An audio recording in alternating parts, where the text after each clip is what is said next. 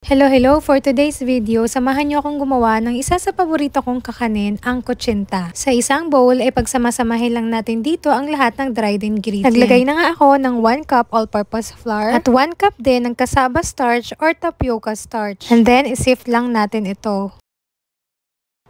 Sunod naman ay maglalagay tayo ng 1 cup brown sugar. Mas dark ang sugar, mas maganda para ma-achieve natin ang brown na kutsinta. Naglagay rin pala ako ng 1 pinch of salt, pero optional lang yun, pwede namang wala. Sunod naman ay ilagay na natin ang ating mga liquid ingredients. Naglagay na nga ako ng 3 tasang tubig or 3 cups of water at 1 teaspoon ng lye water or lihiya. Para naman sa pampakulay ay gumamit ako ng 4 teaspoon nitong aswete or 2 tablespoon. Pero kung makakahanap kayo ng powder ay much better yun, mas madaling gamitin. Sunod ay haluin lang natin ito ng maigi hanggang sa mag-well-dissolve na ang sugar. Wala namang secret ingredients ang paggawa ng kutsinta, importante lang na meron talaga itong lye water. So ano nga ba ang lye water? Lye water word is from Spanish lihiya. It is also known as sodium hydroxide or caustic soda. At ito nga ay kalimitan nating ginagamit sa kakanin, lalo na sa kutsinta at sapin-sapin. Dahil nga sa pamamagitan nitong lihiya ay na-achieve natin yung gooey texture o yung ligat kung tawagin. Careful lang sa paggamit nito dahil kapag sumobra ay pumapait ang pagkain. Anyway, set aside ko muna ang ating mixture. Igigrease naman natin ng oil itong ating mga molders para maiwasan natin ang pagdikit nito sa ating kakanin.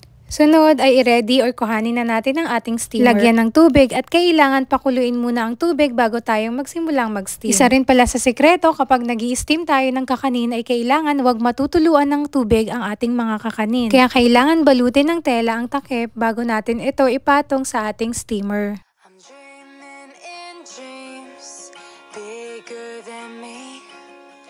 Taking my time, giving to me.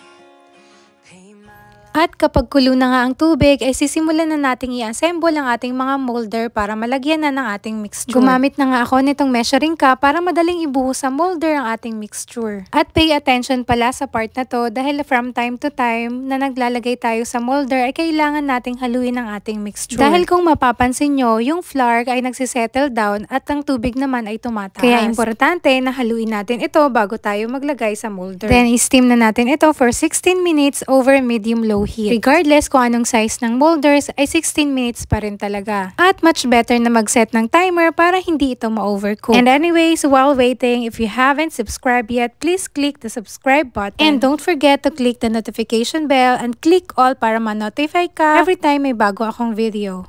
And after 16 minutes ay luto na nga ang ating kutsinta at kinuha ko na ito sa ating steam. Palamigin muna natin ito ng 10 to 15 minutes bago natin tanggalin sa mga molder. Dahil kapag tinanggal natin sa molder na may init pa ay sobrang sticky pa niya at may tendency na masira. Dapat ganito ang itsura ng kutsinta, wala siyang butas sa gitna at wala rin siyang tubig. At this point, malamig na siya kaya pwede na natin siyang i-unmold. Ready to serve na siya at pwede na nating ilagay kung anong gusto nating toppings.